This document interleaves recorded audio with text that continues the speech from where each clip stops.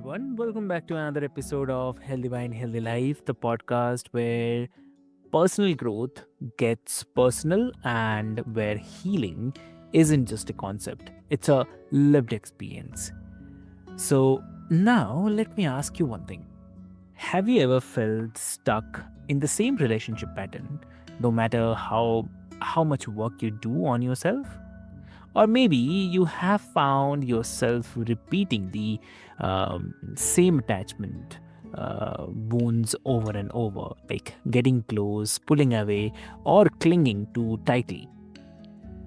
And if this hits home, then today's episode is your invitation to break free. So I'm joined by someone whose work is as real as it gets, Jack Bohanan. So welcome to the show, Jack. Good to be here, Avik. Thank you for having Lovely. me. I love this topic. It's one of my favorites. And it's so critical for how we experience life, how we experience happiness, because relationships are so core to who we are and the quality of our life. Exactly. Lovely. So, Jack, before we start, I'll quickly love to introduce you to all the listeners. Dear listeners, Jack is a certified relationship coach who doesn't just talk about healing attachment issues, he embodies it. So, from losing his own 20-year relationship to insecure attachment, to sitting in the men's circles, to mastering the somatica method, his journey has been all about transforming the patterns from the inside out. So, through role play and somatic techniques, and what his clients affectionately call being their fake boyfriend. So, Jack guides women, many of whom are therapists themselves, to rewire their relationship dynamics. So his groundbreaking concept of the ideal partner figure, which is IPF, is helping people experience what healthy love feels like, not just what it sounds like in theory. So Jack, welcome to the show. Welcome to Healthy Mind and Healthy Life, and I can't wait to dive deep into this conversation. Yeah, absolutely. Yeah, you mentioned that bit from my bio about fake Yeah. and that cracks me up, but it's kind of on point for some of the coaching work that I do, especially with women. I coach men as well. But a Mhm. lot of the ways that we get stuck in old patterns is because we don't have new experiences of relationship. So, with some of my clients, I help them create some of those new experiences of setting boundaries or feeling desired or receiving words of praise. All these things are new to clients. And when that Mhm. happens in a really safe way, in a safe container, we get to unpack whatever was preventing us from experiencing those things. So Mm. we may have a deep fear that keeps us stuck in an old pattern, a Mm. fear of being seen, a fear of what happens when we're actually receiving love, or a fear of being engulfed, of being swallowed by connection. So when we make Mm. a situation really safe, using the somatica method, which is not something that I created per se, but Mm. an existing modality. When we use that method, it's so powerful to unpack a lot of those deep issues and release them without really needing to understand where they came from or totally intellectually grasp what happened in our childhood. We can just start fresh with a new experience of health right there in the moment. I love it. Mm. Amazing. So, like, what was the first real shift that you experienced in your own healing journey? Yeah, that's a great question. Mhm. I did have a long relationship Mm. falter because we weren't in the best relational health. So that was a real starting point. And it was a moment in which I couldn't connect with my partner that well Mhm. because I was very avoidant. I wasn't really Mhm. open to receiving her presence. And beyond that, that issue in my life of having insecure attachment and a feeling of avoidance of connection made it Mm. unclear. It made it unclear where, it made it unclear what that connection was. So when we have attachment issues stemming from our childhood, we can't gauge or understand what relationship really is. So we may not feel that connected to our partner, or we may feel really connected to our partner when there isn't Mm. a very good reason for connecting with them. It's like we're imagining something else from our past. We're often reaching for love Mm. from a parent who is no longer an important part of our life. But yeah, we're just stuck in the past on the way that we experience other people. So, in my Exactly. own journey, losing that relationship was a big deal, big freaking deal. And it couldn't have been much more painful for me at the end. After a lot of work trying to maintain the friendship that was there, it did not work out whatsoever. And I was the one who frequently pulled away, but she was the one that ultimately ended the friendship. So, yeah, that was definitely a turning point. Yeah. Amazing, amazing. So, like, okay. First, I have to say that this is so relatable. Like, I think so many of us hit that point where awareness alone just isn't enough. So we know the patterns, and but we still get stuck in them.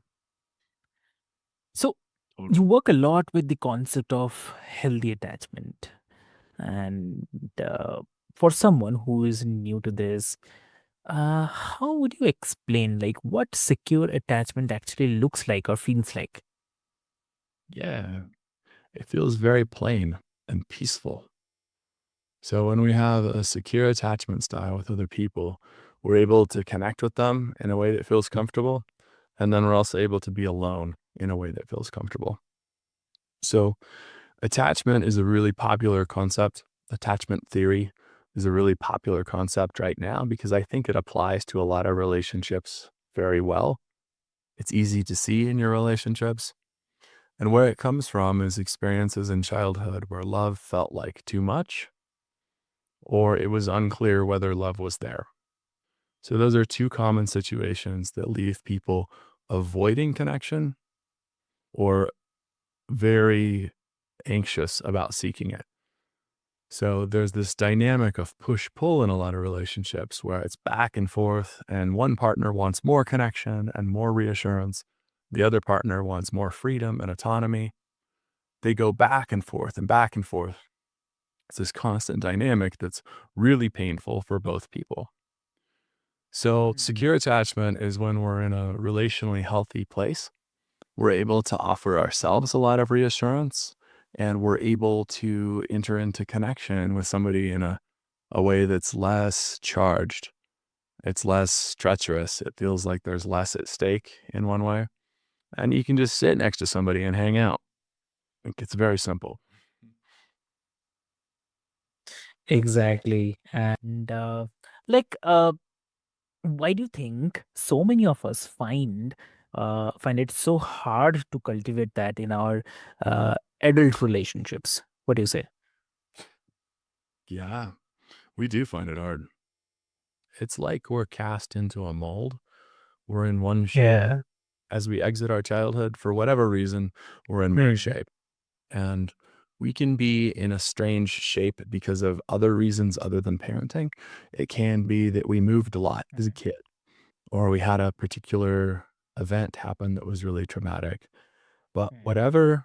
whatever shape we're in, whatever our mode of relational health is very likely to continue in new relationships Mm. where we are totally seeing the past in all of our partners. When we look around at the world, walk into a new situation, walk into a new relationship, we're likely to internalize it and interpret it in a way that is formed by our past. That's based Mm. on what we know about the world so far. And it's a kind of self fulfilling prophecy in that way. So that's why we keep recreating those patterns and why it's so important to have new experiences of something different to resolve Mm. them. to release them. Amazing. So, like, and that really resonates because it's like our body can feel the fear of connection even when our mind knows better. So, such a reminder that, Totally. yeah, such a reminder. Totally. Yes. Yeah. Yeah. A lot of my clients, Mm, when we're working together, when we're mhm, talking on Zoom and doing some of these processes that are targeted at creating mm, healthier connection, we get to a point where in our therapy together, it mm, feels very safe to them. They realize that, yes, this is a safe space with somebody who's going to be good to you, who's going to be loving. And at mm, that point, it doesn't feel comfortable. It feels like very threatening to a lot of people who haven't mm, experienced that mm, because whatever was causing them to resist that type of safety is exposed. mm. And when it's exposed like that, it goes away, it shifts. For whatever reason, that experience of having safety in a relationship, even Mm. just with a coach, is so foundational to building other experiences too and having those good connections in real life relationships. Yeah. Amazing. Yes. So also here, one more thing is coming to my mind, like, what would you say to someone who feels shame about being smart, but also still struggling with these issues? Who feels shame about being what? Smart. Oh, shame about Mm, being smart. That's an interesting question. So we can feel shame for all sorts of reasons, and it's really natural. Whatever happened to make a human feel shame probably didn't occur outside of reality. That's a strange thing to say, but I don't think that we can exit reality. We can't exit God. We cannot exit what's natural. So we construct all these messages around how things should be and how we should fit into a group. But really, it's not the case. How you are right now is fine, whether you're smart in terms of smarter than other people or less smart than other people. It's how you are. So in the I'm not religious, but I do like to use the word God here or Godhead. That we just can't step outside of reality. We can't screw this up. So whatever you are right now is fine, and that's a powerful message to internalize. Whether you think you're too dumb, too smart, and it's interesting that you mentioned too smart because of all the things that we repress in our lives, all the things that we disown and deny about ourselves, most of them are dark. Most of them are anger or aggression, our insecurity. Those are all the things we want to make go away. But some of the things that we push down are our good qualities too. So being smart, being too attractive, being too sensitive. I would say that sensitivity is a positive quality that many of us try to deny. So, yeah, we can feel shame about anything. We're very creative. We're very resourceful when it comes to feeling bad about ourselves. true. Exactly. And like, uh, I mean, that's so compassionate reminder. I mean, healing doesn't follow the logic. It it follows like felt safety, and shame can be such a kind of roadblock to that also. Yeah, true. Thank you so much for sharing this. And for someone who's listening today, who's just starting to recognize their own unhealthy attachment patterns, so what's the one small but uh, powerful step they can take to begin shifting? They can be nice to themselves. Even if it doesn't feel natural, they can be really nice to themselves and aware of what they need. They can listen to their body and what their body is telling them about particular situations or people and be very accepting of whatever's coming up. Their anxiety, their anger, all of it is fair.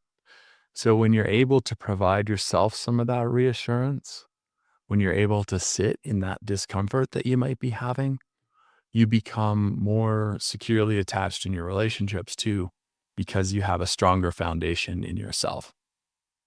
It's really helpful to have somebody else to do that with, to have somebody else to talk to, somebody else to be present with you as you're doing those things.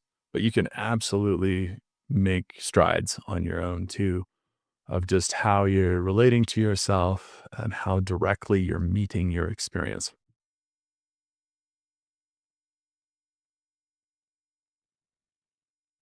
So, like, and how can they start feeling their own, their way towards healthier connections, not just thinking their way there? How can they start feeling healthy connections with Mm. other people? Mhm.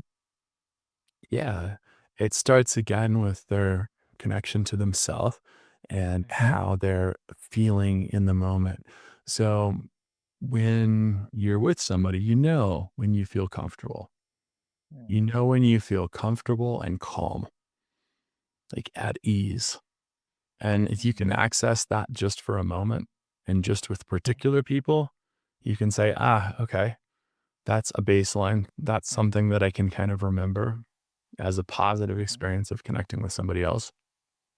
The trouble is that a lot of times, if those experiences are new, what Mhm. we're most accustomed to is an experience of connection that is Mhm. less healthy. So it may feel very comfortable to be with somebody because it's familiar to have Mhm. somebody talking bad to us. It's True. familiar to have somebody who is pushing into our space and violating our boundaries, or it Mm. feels familiar to have somebody who is very intoxicating to be around, but then disappears from our life. So Mm. it's hard to create some of those experiences on your own, but it's also possible. And when you can pull out those moments where you feel Mm. calm and connected and at ease with somebody else, that's a good place to start.